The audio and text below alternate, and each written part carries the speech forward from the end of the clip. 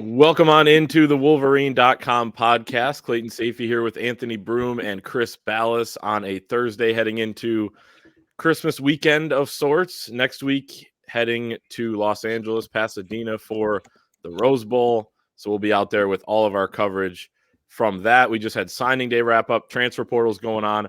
Make sure to join us over at thewolverine.com. You can use this exclusive code UM1, the digit 1, for 2 months of premium access for just $1. So 50 cents a month. Fantastic deal. If you're watching on YouTube, make sure to like the video. If you want Michigan to beat Alabama and head to the national championship game, hit that thumbs up, hit the subscribe button as well. Appreciate everybody doing that. Gentlemen, how we doing today is in 1 week we'll be out west for another college football playoff game. Doing great, trying to figure out these new demons and goblins little avatars on the Prize Picks app, which we're going to be talking about here in a second. So you can lead me in the right direction here because I see a lot of numbers and I'm not sure which ones to pick. So, but I'm excited because I've got to get my Prize Picks in here for the game tonight.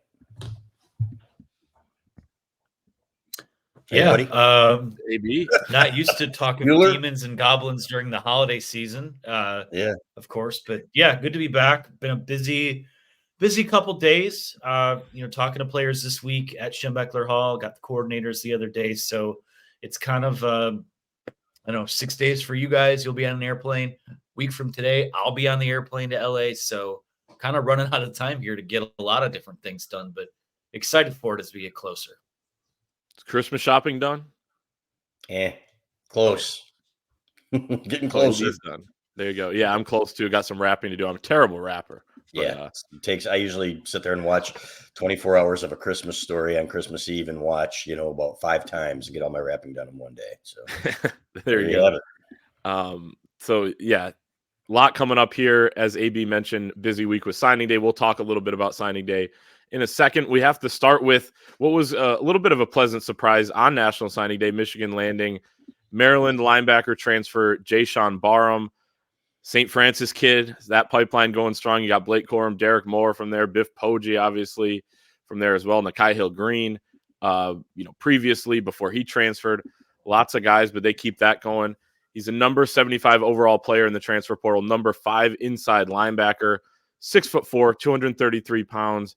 Played 2 years at Maryland. Will have 2 more at Michigan. Played 23 games, 96 tackles, 7 sacks, 2 pass breakups, and an interception that a lot of Michigan fans remember and were pretty frustrated about just before half here just a few weeks ago when J.J. McCarthy threw it to Jaishawn Barham on that play that kind of made that a pretty close game against Maryland. But he can make plays. He can come off the edge as well.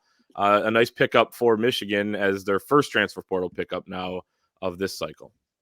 Yeah, great pickup. And it kind of came out of nowhere, but you know what, with that pipeline, that doesn't surprise you, I guess, and St. Francis. So here's the thing. When it comes to recruiting now, Michigan's got the number 17 recruiting class in the country for 2024.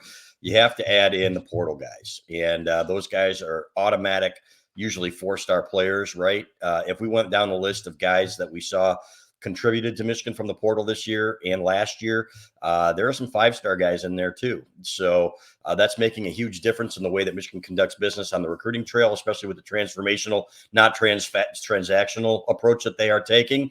So huge pickup here, and they will continue to be busy in there. They're going to be looking for wide receivers, probably looking for a quarterback, either a backup or a starter, depending on what J.J. McCarthy does. They're going to be looking for a defensive lineman, most likely, and have been. We've seen them extend some offers, and then some corners as well. So recruiting is not finished, fellas. It's going to continue, but this is a big piece. I would imagine that with Michael Barrett leaving and potentially Junior Colson, this kid's going to have an opportunity to play, obviously, right away. And with Ernest Hausman in there and then some of the younger guys, could be a pretty strong linebacker core next year as well. Yeah, that's a great addition. I mean, I stopped short of calling anything a home run because you just never know. But when you look at what he brings to the table, he's a guy that has 41 pressures, 7 sacks over the last few seasons. He's a guy I think you can work him in that Sam rotation. I think he can play some inside linebacker. To me, that's that's the key trait with what he's bringing to the table for this program will be the versatility. I think, depending on what happens at inside linebacker, like Chris said, with the the guys moving on or who decides to come back. And also, you have a similar setup at the Sam spot with Jalen Harrell. He could come back for a 5th year. He could come, he could decide to go to the NFL draft. But when you look at an addition like Barham's, I mean, it's where's he going to play? Is it Sam? Is it edge? It's going to be both. And we know that Jesse Minter, this Michigan defense, likes to cross-train a lot of these guys. Because then when you kind of get in that position, the positionless football type of thing, it cuts back on the substitutions. We saw them do that a couple of years ago with Michael Barrett, where, had some substitution problems halfway through the season. You kind of start working Mike Barrett in this hybrid role, and then it allows you to do a lot of different things on the field without changing your personnel. So to me, at the very least, tremendous competition, but he's been a guy that's already shown that he can be one of the better young linebackers in the Big Ten. And, if it's him and Junior Colson, if it's him and Ernest Hausman, if he's, getting snaps off the edge, I think this is a really nice chess piece for Michigan. Yeah. He's played, I think it's a huge pickup in that he's just played a lot of football. You kind of know what he is already with 23 games played. Even Ernest Hausman last year was pretty proven, to the extent that, okay, this dude can play, but he had started, I think, 6-7 games a year ago at Nebraska, and then comes in, is in that rotation. I think Barham's at least going to be in that type of spot as kind of the third linebacker for Michigan. And then if Junior Colson does leave, it's probably him, Hausman, and Rolder as kind of your top 3. And as we've seen this year, they seem to like to have 3 there because you could have guys banged up. You could have guys playing with 2 casts like Junior Colson is right now, and you need some depth there. But I think he should step into the rotation. So, yeah, a nice pickup for Michigan on signing day. It seemed like this was going to happen, but for him to do it on signing day kind of adds to what Michigan was able to do. Not a ton of surprises there. We'll talk about that in just a second, but we do want to talk about Prize Picks, the Demons and Goblins and all sorts of stuff. Bowl season is here, and there's no better way to enjoy the games than by playing daily fantasy with Prize Picks. You pick 2 to 6 players and predict if they will go more or less than their Prize Picks projection. You can win up to 25 times your money on any entry. All first-time users that deposit and use promo code Wolverine will receive a 100% instant deposit match up to $100. So if you deposit $100, Prize Picks will match that and give you $100. If you deposit $50, they'll give you $50, and so on. We play each and every week. We give out some picks every week. I do apologize to those if my picks have not been doing that good for them, but we'll try again this week. And this week I do have Thursday Night Football, Matthew Stafford more than 299.5 passing yards against New Orleans, and Detroit Pistons, Cade Cunningham more than 24.5 points against the Utah Jazz. Desperately need a win in Detroit. Yeah, I got to tell you, see, that's a demon there, and that means that is a non-standard payout. So that is not the actual line. The actual line for him, the high is 299 if you want a bigger payout, and the low is 224. The actual one is 249.5. Looking at the app right now, so and I'm going to go more than that for Matthew Stafford at home. So if they hit on more than 299, Clay, then you win even more. Is how the Demon and Goblin things work. So I'm going with the standard pick with Matthew Stafford, 249.5 yards. I'm going more than that. And I'm going Derek Carr from New Orleans with more than 233.5 as well in that game, the standard. I think it's going to be one of those shootouts. Yeah, for me, I need to give myself a reason to watch the Detroit Pistons. And let's be honest, I probably still won't watch, but I am also going with more than 24.5 points for Cade Cunningham. If they're going to win a game, why not tonight, I guess? And then I'll keep it Michigan adjacent here with our guy Jordan Poole, another terrible basketball team, the Washington Wizards, terrible squad. I have him at more than 18.5 points. So I have these two scoring guys, these scoring aces with their bad teams going more than their respective point totals. I like it. So go to prizepicks.com or download the PrizePicks app today. Use the promo code Wolverine for an instant deposit match up to $100 for new users. Again, promo code Wolverine. Signing day in the books. We mentioned it with Jaishawn Barham jumping on board, but Michigan signing 26, I believe. Prep prospects as well, finishing number 17 in the country. Chris, you mentioned it earlier. I did want to bring kind of that up in general because you finished 17th. I think last year was 18th or 19th. And I know rankings aren't everything. And I know Michigan does a great job of identifying talent and then developing it when it gets here. And you can supplement all that with the transfer portal. But when you start looking at class averages the last couple of years, compared to what Michigan had the few years before making these college football playoff runs, you've taken a slide a little bit. But again, transfer portal's been, a little bit, used a little bit more. You bring in 9 scholarship guys this past offseason. All of them are in the 2 deep. All of them have made key contributions at different points, maybe with the exception of Jack Tuttle, but having a backup quarterback that is ready to go is reliable in and of itself. So you have to use both. But, NIL and everything. And I'm looking at the team rankings right now, and it's all teams in the South other than Oregon that are really ranked ahead of Michigan. Notre Dame's at 9. They come in, they lead the Midwest outside of Ohio State. I should have said Ohio State as well. But they operate like a Southern team. And then Penn State pretty much right there with Michigan at 15. Your guys' thoughts on just the fact that it has kind of trended this way, and obviously this new era has had a lot to do with it. Yeah, need a little more star power. They need a better NIL game. I think there's no question about that.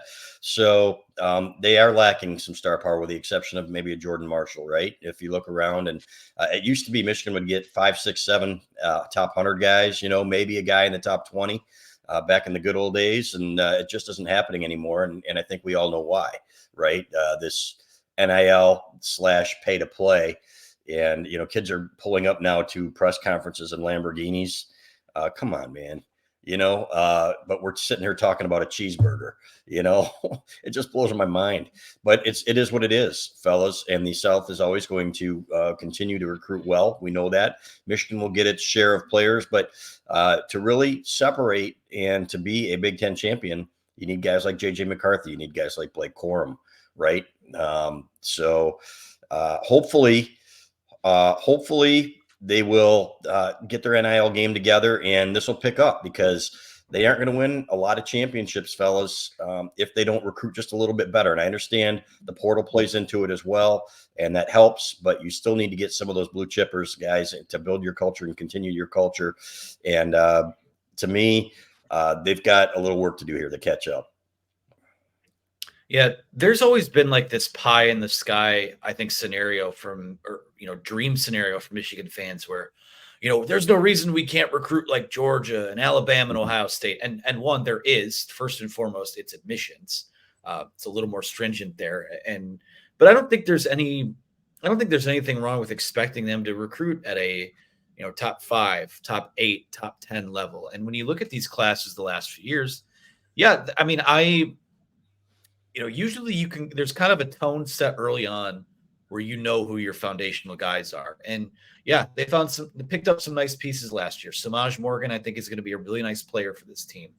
You look around the rest of that 2023 class, a lot of TBDs. Now, what I'll say about this 24 cycle is that I think that there's a little more star power at the top. I think that Jordan Marshall is day one, a guy that is ready out of the box to make an impact.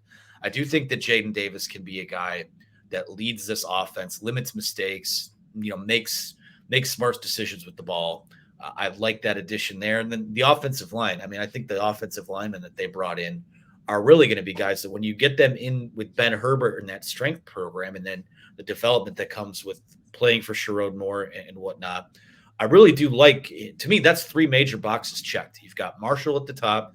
You've got, I think, a really good group of offensive linemen, and you've got the perfect type of quarterback to run this offense they like to run. So to me, again, I don't know if that tree bears a ton of fruit early on, but yeah, it needs to get a little bit better. I mean, there's no reason that Michigan should lose out on recruits to, Kentucky and I don't know. And I can't think of a couple other schools that guys trended to elsewhere, but the NIL has leveled the playing field to a certain extent. I think there was like 20 different schools that landed 5-star recruits this cycle or something crazy like that. But Michigan, yeah, that needs to, again, they've done a really nice job of avoiding self-inflicted wounds on the field, but they can't quite seem to avoid them off the field enough to get recruiting and NIL headed in the right direction. So that is a concern. And I don't, I don't know, we're going to do this dance again next year? Is it just kind of something that keeps happening? Yeah. I mean, I guess you got to play whatever game that others are playing. Oregon has become, they're coming into the Big Ten. They've become really the hot program in the portal. They've become the hot program in high school recruiting as well, especially when it comes to some of these non-Southern teams.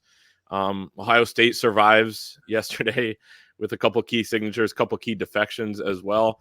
When you look at this Michigan class, though, what's the position group that gets each of you guys excited the most overall that's coming in? Just running back with Marshall, and I can't pronounce the kid's name. Can you guys help me? I think it's Kaapana. Okay, thank you. I think he's underrated. I think he's a good big back and a good powerful back, and kid is going to be a good one. So that's it to me. You look around, and I do see a lot of guys that it's going to take a while for them to see the field. And tight ends as well with Brady Priscorn, obviously, and Hogan Hansen. So those really be the ones for me. And it doesn't surprise me at all that they recruited those positions well, given how much they use those guys in their offense. For sure. Yeah, same deal for me. I like, again, Jordan Marshall, dude that's going to be, I think, in the mix right off the bat, regardless of who comes back. You have a couple offensive linemen, Andrew Sprague, I think Ben Roebuck's another one, where a guy that just these 6'7", 6'8" type of guys. The edge kid they picked up yesterday, I think, is 6'7", 230 already. So you got some good body types to work with. You got some good, there's some good moldable pieces there. But, as we sit here and try to project who makes an impact on opening day, it might be a handful of guys. There's always a couple surprises that come out of nowhere. But, to me, it's the offensive line. It's really the offensive line, tight ends, running back, the things that Michigan always does well. I like what they were able to add in this class. Yeah, Lugard Edakpai, potential mispronunciation there. Can he play wing in basketball? Is a question I had. But they're going to bulk him up, and it sounds like he didn't have a Power 5 offer till October, and then got all the big offers, ends up with Michigan on signing day. So that wasn't a surprise, but it was a big pickup for Michigan on signing day. I'm going to go – I would agree with running back, probably tight end. I'm going to go with linebacker as, one that I think was pretty underrated coming in here. You have a whole bunch of guys, not even including Barham, getting him out of the transfer portal, but Mason Curtis, 4-star Cole Sullivan, who is going to be a stud, I think, 4-star Jeremiah Beasley from Belleville, who I saw a couple years ago as a sophomore.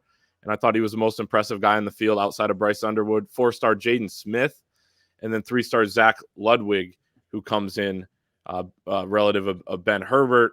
So you got to love the grit probably that he's going to have as well and bring to the table and be a culture guy. But I like the linebacker haul. AB, you mentioned instant impact guys. Chris, you wrote about this yesterday. I mean, yeah, it may not be. I mean, I think Jordan Marshall's obviously number one and could be a guy that's right there in the rotation. It may not be much more than like what a Samaj Morgan can bring for some of the other guys, and that was quite a bit this year. That might be the ceiling, but there could be some guys that burn that red shirt, see the field early on. Yeah, I love Jacob Oden, and just a special teams guy right off the bat. I think this is a kid who's going to be, those kids that get Michigan, right? And his dad, obviously, and his family being Michigan grads. That's one guy that I like in that respect. And then again, Priscorn, I think with the tight ends, if AJ Barnard were to leave, you need that complement, right? And they've got some guys there that are waiting in the wings, but Priscorn's a pretty good talent there, and he's got the size already. Add a little bit of weight on him. He's a kid that I could see maybe not having quite the Colston Loveland freshman type of impact, but having an impact at that position. Yeah, for me, someone else maybe to keep an eye on, the receiver out of Chicago, Amarian Stewart. I know EJ likes him a lot. Feels like he's kind of in that Samaj Morgan, Carmelo English type of mold. Maybe a guy that factors in on special teams next year as a returner. I know he's brought a lot of juice there in his high school career, but other than that, we'll see what happens. You got to get him in the lab and let him thrive and go from there. And there might be guys that show up in June that kind of come out of nowhere and make an impact. We've seen that plenty of times too. So we'll see. A lot of roster building still to go, obviously, with the portal and a couple little targets dangling out there for the final signing day. Mm-hmm. Yeah, that Amarian Stewart was on BTN yesterday, did some good interviews, and he was also on with our guys over on the Wolverine YouTube channel who had interviews on signing day with 20 different recruits. So check those out. Fantastic work by EJ Holland and Zach Libby. But Amarion Stewart, fun guy to listen to, and kind of reminds you a little bit of Samaj Morgan in that way as well. Don't want to get, can't get guys getting in trouble at all, with what they're saying, but definitely some personalities, I would say. Let's move on and talk about our friends over at Rogue Shop before we talk about Michigan and the NCAA. But go check out rogueshop.com. If you have any issues sleeping, chronic pain, or have anxiety or stress, when you use the promo code The Wolverine, that's THE Wolverine, get 10% off your order. Rogue Shop sells CBD, THC, edibles, tinctures, smokables, bath salts, pain creams, topicals, vapes, candles, and soaps. They handcraft all of their topical soaps, candles, bath salts, massage oils, and tinctures. They grow their own cannabis in their manufacturing facility, and all of their products are made with their own cannabis. One of our favorite things, their website has a 24/7 chat function where customers can ask anything. So if you're just trying to get into some of this stuff, if you are switching from a different provider, you can use the 24/7 chat function to chat with a real person to figure out what might be your best course of action here. All their edibles are custom formulated with cannabis, vitamins, and plant materials. Rogue Shop is America's #1 online dispensary and health and wellness shop. They are a true small business, disabled veteran owned, great people. We got to talk with them when they first signed on with us, and fantastic people. They're always stopping by our message board as well, giving some exclusive offers out there. So go to rogueshop.com, use the promo code The Wolverine, and get 10% off your order. Also on signing day, Michigan has been delivered a notice of allegations, finally, for Burgergate. We knew this was coming at some point. They get the draft notice of allegations in January. NCAA moves at a snail's pace.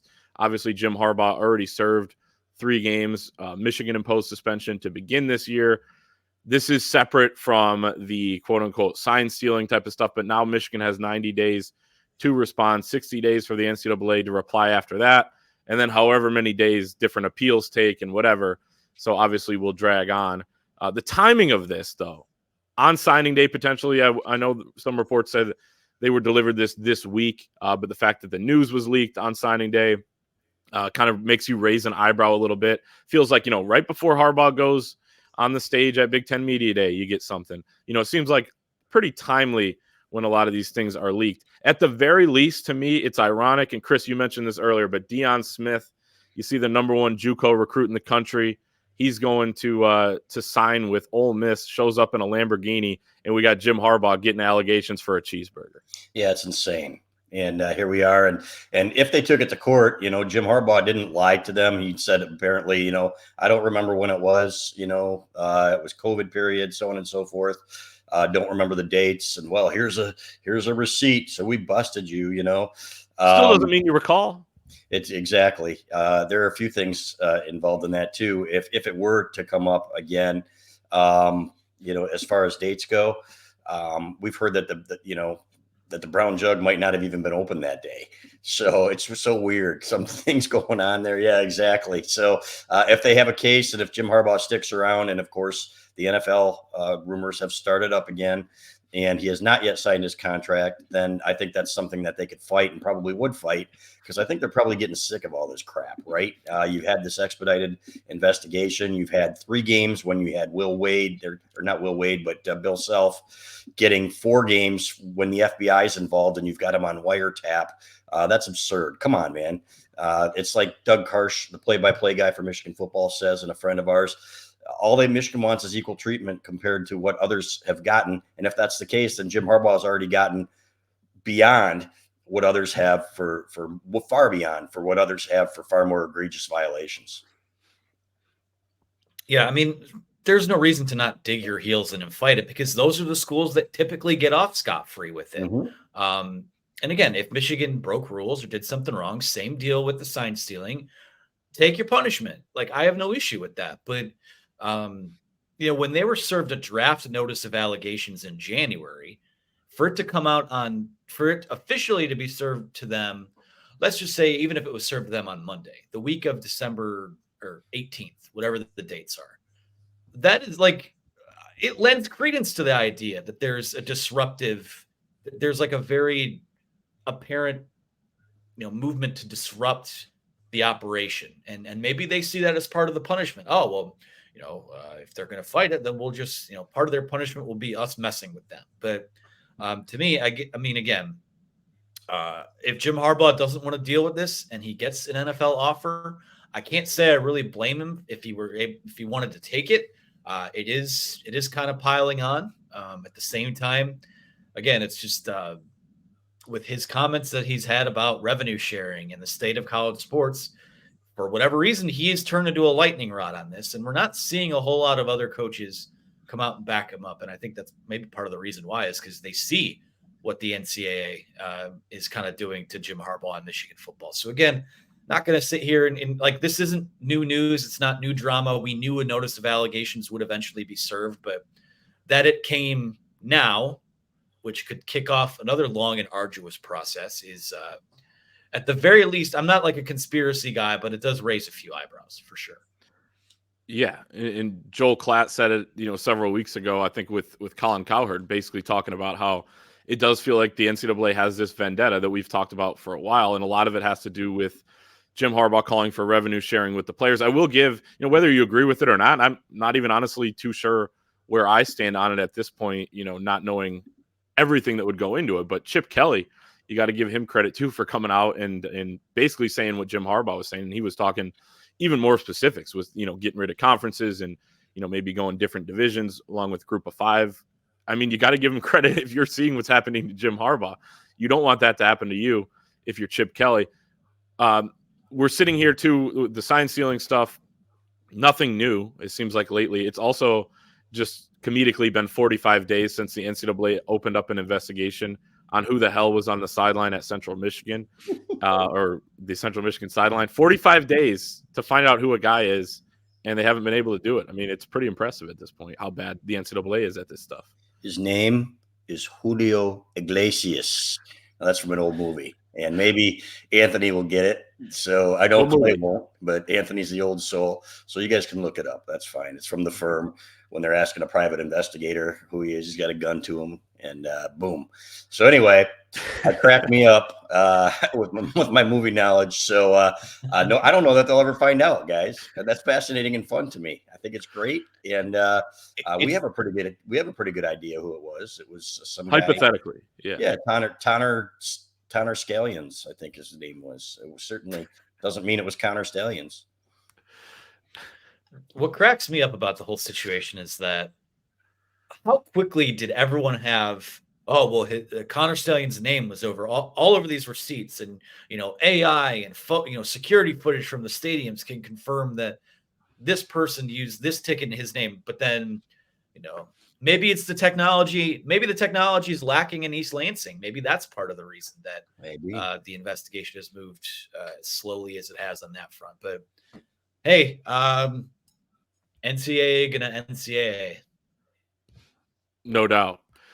We got 5 minutes on basketball. Michigan falls to Florida in double overtime on Tuesday night in the Jumpman Invitational in Charlotte.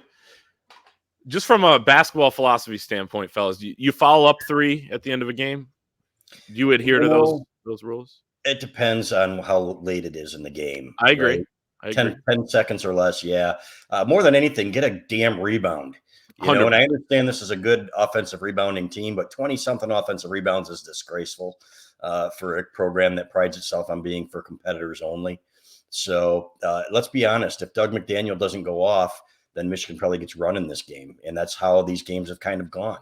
If Doug McDaniel's hitting those shots that are ridiculously high level, step back threes and 28-foot threes and stuff like that. And when he's scoring at that level, Michigan's got a chance. If they don't, they're getting run out of the gym.